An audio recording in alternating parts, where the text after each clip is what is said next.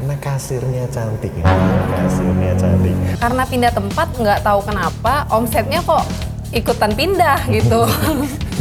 Omsetnya turun? Iya, omsetnya turun. Dari yang awalnya segini tiba-tiba segitu gitu kan. Oke, segini tiba-tiba segitu. Iya. Itu berapa sih?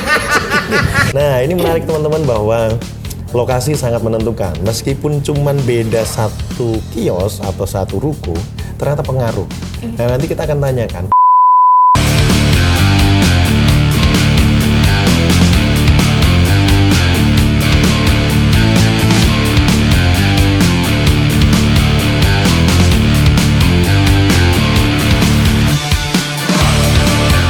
Hai Laundrypreneurs Indonesia, jumpa lagi dengan saya, Apik Primadia. Oke teman-teman, kita masih ada di Palembang dan kali ini kita di tempat yang spesial di kantor Bank Mandiri, area Palembang Arif. Nah, terima kasih Bank Mandiri yang sudah memfasilitasi tempat ini untuk kita podcast bersama para pengusaha laundry. Nah, kali ini kita akan berbicara dan sharing bersama salah satu narasumber wanita karir dan saat ini punya bisnis laundry. Nah, sekarang sudah hadir di samping saya ada Mbak Adis, nanti akan sharing-sharing bersama kita. Bagaimana kabarnya, Mbak? Alhamdulillah sehat. Alhamdulillah sehat. Oke, sorry dilupa nggak nanya kabar. Nah, kabarnya sehat dan silahkan langsung berkenalan diri aja, Mbak. Halo semuanya, salam kenal. Saya Adis. Saya adalah salah satu pengusaha laundry di Palembang. Nama laundry saya K Laundry Service.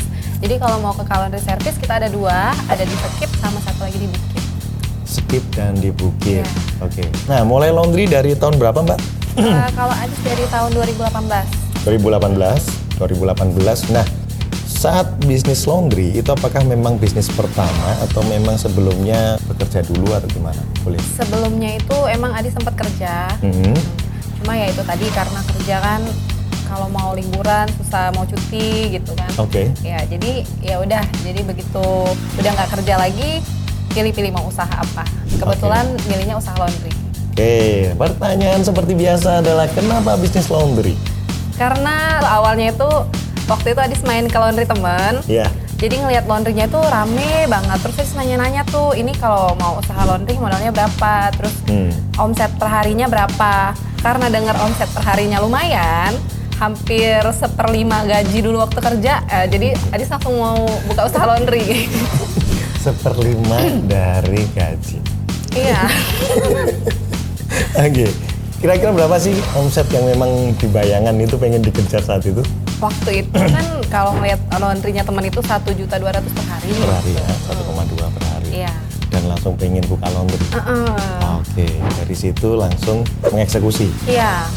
Tanpa pikir panjang. Jadi nggak ada pilihan bisnis yang lain dan sebagainya gitu, nggak ada? Nggak ada, sebenarnya itu cemplung. Udah.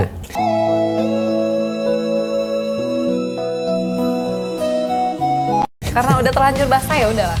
Oke. Nah, bukannya pertama kali di mana, Mbak Adis? Waktu itu coba dulu kan ya pertama kali. Jadi Adis bukanya itu di kios orang tua di Jalan Tanjung Api-Api. Nah, jadi di situ dulu awalnya. Nah, udah jalan berapa bulan, terus Adis pindah ke daerah tengah kota yang di Sekip pertama. Oke, di Sekip pertama. Iya. Oke. Terus itu Adis di Sekip itu sempat berapa kali pindah juga sih. Oke, kenapa pindah-pindah? Ya itu tadi Mas, karena kan rukonya itu sewa. Oke. Sewa. Dia bisa range harganya naik tiba-tiba kan. Oke. Nah, jadi karena harganya naik, Adis mutusin buat pindah. Tapi pindahnya itu nggak jauh, pindahnya di sebelah situ juga. Karena pindah tempat nggak tahu kenapa, omsetnya kok ikutan pindah gitu. Omsetnya turun? Iya, omsetnya turun. Dari yang awalnya segini, tiba-tiba segitu gitu kan. Oke, segini tiba-tiba segitu. Iya. Itu berapa sih? Ini yang menjadi menarik nih teman-teman, bahwa tadi yang disampaikan Mbak Adis, awalnya di toko yang sebelumnya omset bisa bagus, karena ada kenaikan harga akhirnya Mbak Adis pindah. Nah, pertimbangannya apa sih tadi pindah pada waktu naik harga sewa tempat itu? Dari berapa ke berapa, Mbak? Contoh aja, Mbak. Contohnya aja ya, misalnya dari 60 juta ke 65 gitu. Oke, 60 juta ke 65. Oke, sebenarnya nggak sampai 5% loh. Iya sih sebenarnya. Terus? Ya itu tadi. Ya, yang bikin berat itu karena waktu awal buka di Skip tahun 2020, nggak lama dari situ COVID. Jadi 1 tahun itu kita minus, Mas Api. Oh, minus di tempat itu. Nah, begitu tahun kedua buka di situ itu mulai berangsur-angsur omsetnya.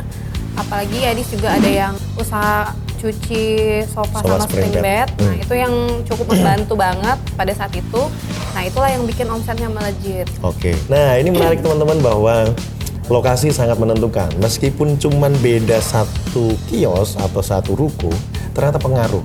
Nah, nanti kita akan tanyakan apa yang menjadi pengaruh. Karena saya dulu pernah main ke tempat beliau, yang saya lihat memang ruko pertama kelihatannya bagus, memang tampilan.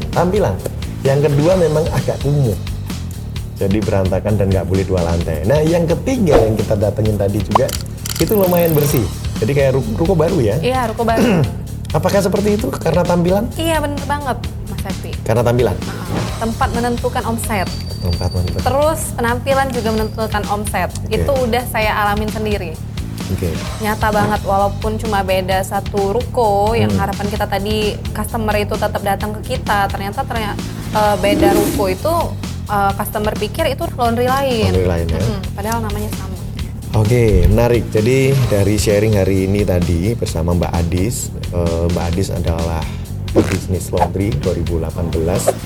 Beliau membangun bisnis ada di Skip dan di Bukit tadi yang disampaikan. Terus sudah pindah lokasi 3 kali. Yang ketiga ini baru 2 bulan dan omset sudah mulai ada kenaikan. Nah, poin yang memang kita harus lihat adalah tampilan atau lokasi itu penting banget.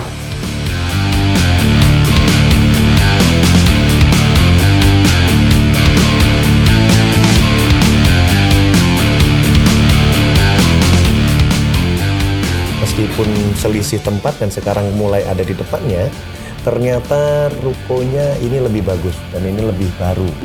Dan akhirnya beliau tadi tampilan sudah mulai diubah. Tadi emang sudah kita cepat diskusi karena beberapa klien di Apik Manajemen juga pada waktu ngubah tampilan omsetnya malah 2 kali lipat dan sebagainya. Ya mungkin bisa ditiru oleh Mbak Adis. Karena pada prinsipnya orang datang ke laundry itu awalnya yang dilihat adalah tampilan. Jadi bukan dari sisi hasilnya gimana dan sebagainya. Karena sebelum nyampe ke hasil, mereka lihat dulu dari tampilan. Tampilannya seperti apa, packagingnya seperti apa, pelayanannya seramah apa dan sebagainya. Ingat ya, Apik Laundry dikenal oleh apa? Karena kasirnya cantik. Kasirnya cantik. Oh gitu katanya. Berarti habis ini buka loker lagi nih. Loker lagi. Itu penting banget. Kasir gitu. Penting banget. Jadi Apik Laundry itu kalau kita survei dari pelanggan, jadi dari sekian pelanggan yang kita survei secara acak, itu 5 besarnya, salah satunya adalah dikenal yang kasirnya cantik. Cantik bukan hanya parasnya, tapi dari segi komunikasi. Jadi komunikasinya baik, ramah, kalau diajak ngobrol itu nyambung.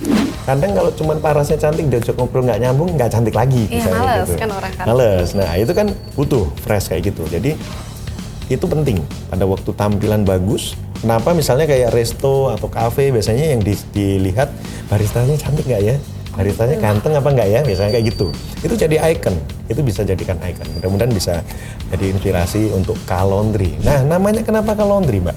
Karena nama suami Kiki. Oh, Kiki. Jadi kita ambil K-nya aja. Oke. Kalau Kiki Laundry kayaknya di mana-mana nama laundry itu nama gitu kan. Nah, jadi Adis ambil yang depannya aja biar estetik. Oke. Namanya K-Laundry. Karena nama suami dipersembahkan untuk suami gitu maksudnya. Iya, keren. Terus ada ide apa lagi yang dilakukan, Mbak, sekarang? Ya itu tadi, kalau Adis sih lebih gencar di online-nya, Mas Adi. Online marketingnya. Online marketing, itu apa aja yang dilakukan online marketing? Lebih ke Instagram. Oh, jadi Instagram. kalau di Instagram itu kan ada yang namanya selebgram. Nah itu Adis gunain jasa mereka juga. Oh iya, pakai selebgram? Iya, itu ngaruh banget sih. Berapa biayanya biasanya kalau selebgram gitu? Tergantung. Dari merekanya juga. Ada yang paling murah itu, ada yang barter aja. Dari kita kasih mereka jasa kita, mereka kasih jasa mereka juga. Contoh, jasanya apa biasanya dikasih? Cuci sofa. Cuci sofa? Cuci sofa. Berapa dudukan gitu? Iya, 1 set biasanya. Senilai berapa itu biasanya? Senilai biasanya 500. 500 ribu ya? Mau ya? Mau. Keren, enak ini. Nah, ini jadi ide baru ya teman-teman bahwa selebgram itu bisa barter.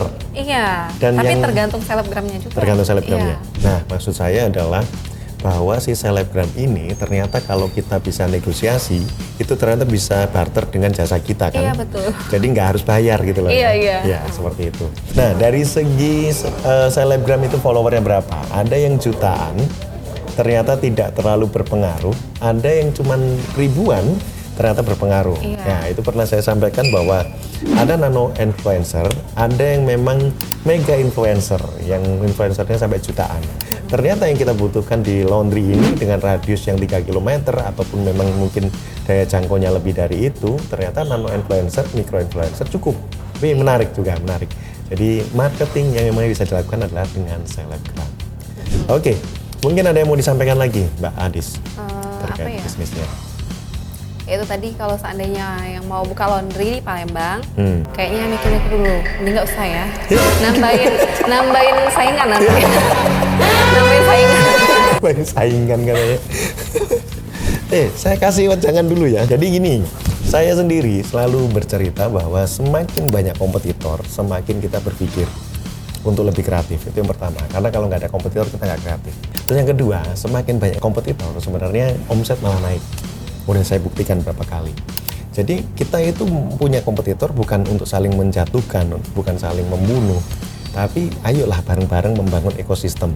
Orang ya pernah ke laundry, sekarang pilih-pilih nih laundrynya, semakin banyak. Mungkin Mbak Adis juga dulu awalnya nggak ada laundry cuci sofa, spring bed kan belum ada. Sekarang kan mulai ada nih. Iya. Suatu saat mungkin ada lagi dan harus kreatif.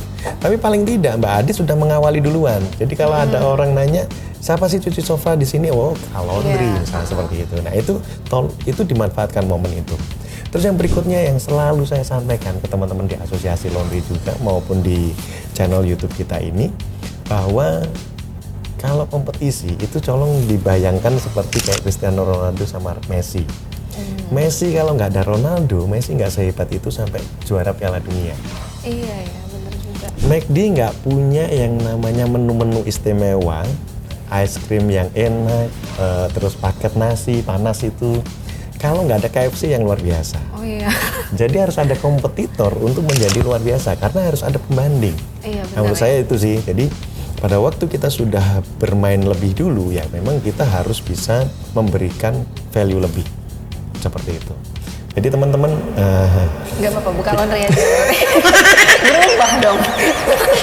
sekian teman-teman sharing kita bersama Mbak Adis dari K-Laundry yang di Bukit dan di Skip.